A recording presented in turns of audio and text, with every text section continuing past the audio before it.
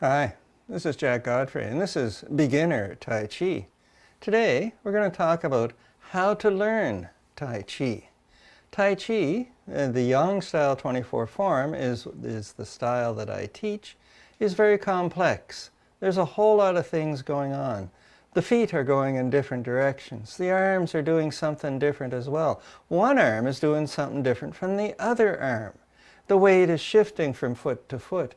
There's all kinds of things to learn and get right in the proper sequence in order to do a particular movement. So today, I'm going to focus on C-stepping, also known as task walking, and shear the horse's mane.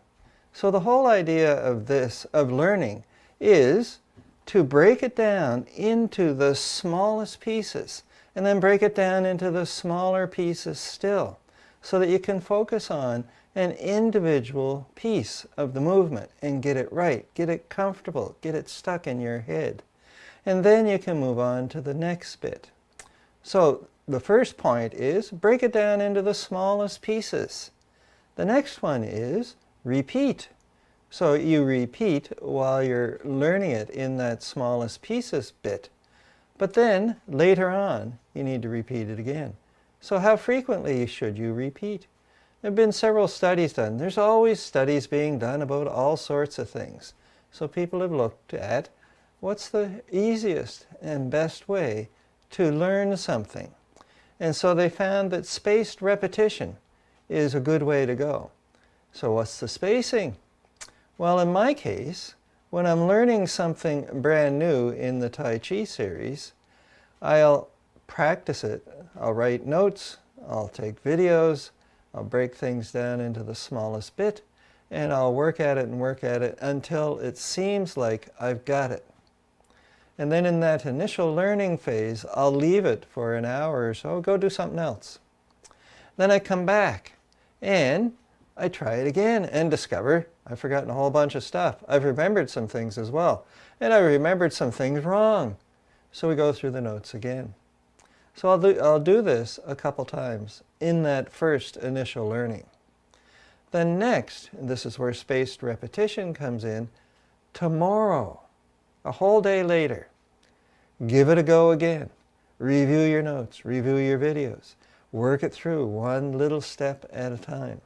You'll discover that some of it you remember, and some of it you've completely forgotten, and some of it you've gotten wrong. And so we repeat. And so I work on it that next day. And then a day later. And we continue this, and eventually it begins to stick. And I remember all the little bits. However, you have to keep repeating it, or it's going to drift away.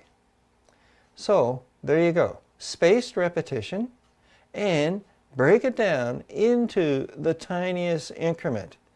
One of the benefits of going to the tiniest increment is looking at shear the horse's mane in its entirety. You can look at it and go, well, geez, there's a lot going on there. I can never do that. And I'll get it wrong. I'm going to forget. It's impossible. And so break it down into the little bit. I can turn my foot for the amount of turning of a piece of pie. I can shift my weight from this foot to that foot and find all those little details. And then it becomes not so daunting. Yes, I can do this. I can shift the weight here. I can move my foot there. And all it is all I'm worried about is turning my foot a little bit. That I can master. And then the next one, shift my weight from one foot to the other. That's not so difficult either. However, when you look at the same thing in its entirety, you go, wow, I'm never going to be able to learn that. So small increments, the key to defeating your reluctance to learn. Even though you're keen, your mind is going, this is too complex, I want to give up. But if all you need to do is turn your left foot a little bit, well, I can do that. And then tomorrow, turn your left foot a little bit. Damn, that's easy. So having said all that, let's have a look at shear the horse's mane and task walking. All right, so I'm going to demonstrate first the shear the horse's mane, and then we'll start breaking it down. So I'm going to come over here a little bit because I'm going to be going that way. So shear the horse's mane, we start here with the feet comfortably hip width apart. And we just finished the commencing move. And you're thinking, well, damn, that's an easy one as well. Another time we'll dig into the details on this. But in a gross picture, it's like, yeah, just move your arms up and down. There's a whole lot more to it another time. So, shear the horse's mane. We come over here, put all the weight on this foot. We hold the ball to the side. Now, take the left foot, dot, step back, land with the heel, turn so we're facing this direction. Top hand comes down, bottom hand comes up, and we look beyond the hand into the distance. We move back, we turn that front foot, we come up here, we hold the ball on the other side, we dot, we C-step, we're here, and we shear the horse's mane on this side.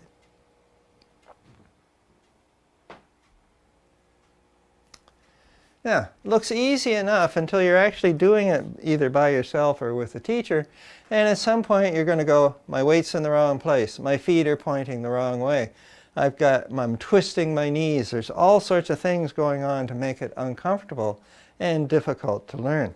So we break it down a bit at a time. So let's look at it, at breaking it down one layer, because there's always more than one layer. So the feet are comfortably hip width apart. Shift the weight, hold the ball. Take this foot, we step here, and the foot is pointing straight ahead. Turn this foot as well, so it's pointing off to the side. We're holding the ball. Now focusing on the hands. The top hand sinks down towards the hip. That's the top, and the bottom hand, this guy, at the same time is going to go here, and the weight shifts into the front foot. And then we go to the opposite side. So just focusing on the hands in big detail here. We come back, we turn, we here, we hold the ball on the opposite side, we step forward, top hand sinks, bottom hand comes up, and we're here. Now, we can go into a little more detail on what's going on with the arms. So we're here. We'll focus on the feet another time. We're holding a ball. Now, the bottom hand comes up like so, and the top hand sinks down about hip level. So let's focus on breaking down this arm here. So it was here, and it came up like so. Looks easy enough, but there's more detail to this as well. So we're here. The palm is facing me. My thumb is pointing up. My fingers are slightly apart. I can fit my other fingers in here as well. So I'm looking at the palm with the fingers open, the thumb pointing up. The elbow joint is a little more, it's open, it's an open joint, which means the wrist is further than the elbow. Not straight out, slightly bent. And the wrist here is slightly flexed as well. I'm not doing a whole lot, I'm just doing a little bit. So I'm coming up here, and here's where we're at. So palm facing me, fingers spread, thumb up, wrist slightly flexed, elbow joint open, shoulder down. So the elbow is lower than the shoulder, and the hand is just about chin high. So in the beginning, we were here, and holding a ball, we step to the side, and we bring the arm up. And that's true. That's exactly what we're doing. But there's a whole lot more detail when I bring that arm up to be here. So it's about chin high.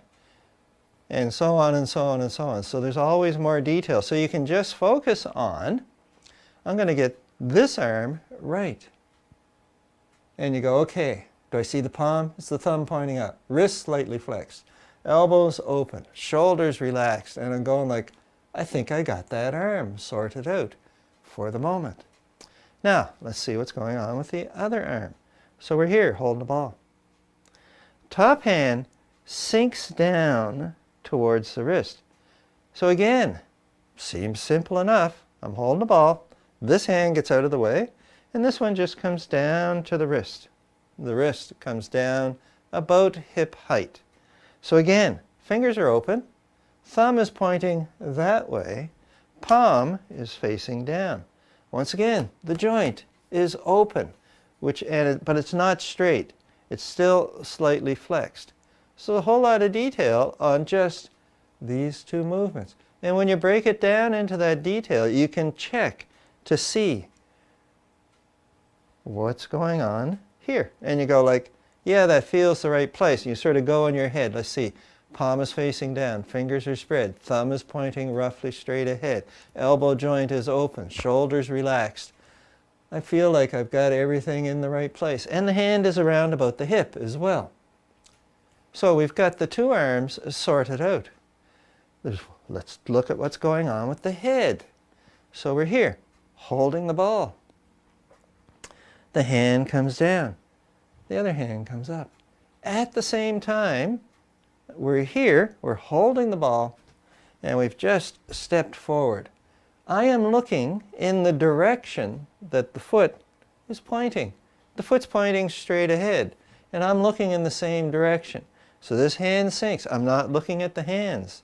I'm looking into the distance. So out of my sight, the top hand comes down to the hip. The bottom hand goes along the back of the horse, up the horse's neck, and about chin high. So I can still see into the distance. I don't want it in front of my eyes. I want it, right about here. So that's the head and the arms sorted out. Now, what's going on with the body? Who knew there's this much detail to just taking a step and moving your arms? So we're here. We're holding the ball and we're daunting. We come forward. We shift the weight into the front foot. The hips are sort of pointing this way. They're off to the side a little bit. The torso's turned a little bit, so I am actually looking straight ahead here. This hip's further back than this one. And I'm here like so. Ribs are lifted. I'm being tall, but I'm in front of the hips a little bit. Head, knee, ankle, more or less in a stack, one above the other. And so we're here like so. Where's the weight? So now we're moving into our feet. Which foot has the most weight? Well, they both got weight. So here we are. And we've started from the head. We got to the shoulders, the ribs, down to the hip. And now we're looking at the feet. So you get the idea. Keep breaking it up into smaller and smaller increments. So where's the foot? Where's the front foot? Is it pointing straight ahead, off to the side, this way? And where is it relative to the other foot? Are we like this? Unlikely. Are we way over here like this? Nope, no. So you work your way down through the body, breaking it up into smaller and smaller increments. And you keep repeating the movements. So we're here. We shift the weight. Have the shoulder, the ribs, the hip, the ankle all in a pile. We hold the ball here to the side. Which hand's on top? The leg that has all the weight. That arm's on top. The other hand's underneath. Where are they? Up by the shoulder? Down below the hip? Are they just by the hip? And so you sort out these details, these each individual little details. So we're holding the ball here to the side. We're not turning the torso. The ball's here, roughly sort of in front of the ribs, around about the navel. The bottom hand is palm up, the top hand's palm down, as opposed to being, like this. It seems obvious. You're holding the ball, you want to hold the ball up with one hand and hold the ball in your hands with palms facing each other, fingers spread, palms slightly rounded. Now, what do? You lift this foot because this leg has all the weight. So this one you lift and you dot by the heel of the other foot. And now to move forward, what happens next? We step back and we bring the heel down. You put weight in this toe and we shift the weight into this leg. You take this foot, which is pointing the wrong way, and you pivot it. So now this foot's pointing off this direction. The twisting that was going on in the knee is gone, and we're still here. Weight is in this foot. This foot's pointing straight ahead. How much distance between the feet? How much distance between the feet this way? These are all details to sort out. And once you get those sorted out, shear the horse's mane becomes easy. You can go through the list in your head, going, okay, top hand comes down, weight shifts into the front foot, bottom hand rises up. We look into the distance. Now I got to do it again on the other side. So what do? Sink into that back hip, bend the knee, sink down a little bit. Now lift that front foot, turn it to the side. How much? Well, it turns out to be about 1/8 of a piece of pie. So you turn the foot, you put the foot down, you put the toes down. The hips turned as a result. And at the same time that you're turning that foot, the toes, the hips are turning, the torso is turning, and now we hold the ball on the left side of the body. And whereabouts? Well, roughly in the same place that we're holding it on the other side. So the palms face each other. The hands are to the side of the body, but still in front. We shift the weight to the front foot.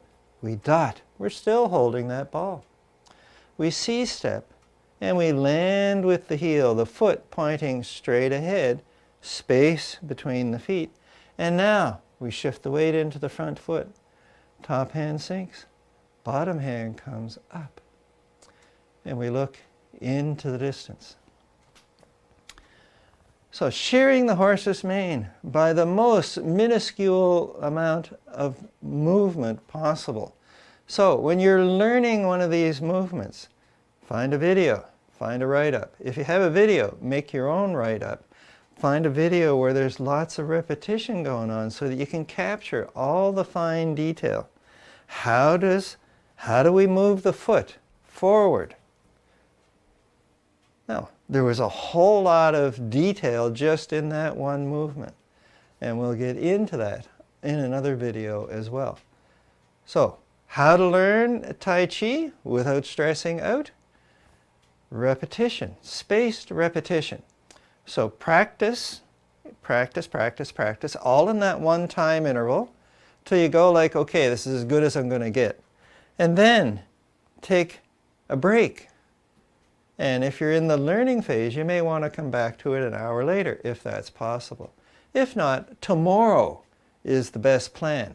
Spaced repetition finds that if you keep practicing daily at roughly the same time a day, that it's going to be retained and you're going to remember it a whole lot better. But then, the next thing you need to do in order to get that knowledge to stick in is breaking it down into finer and finer detail.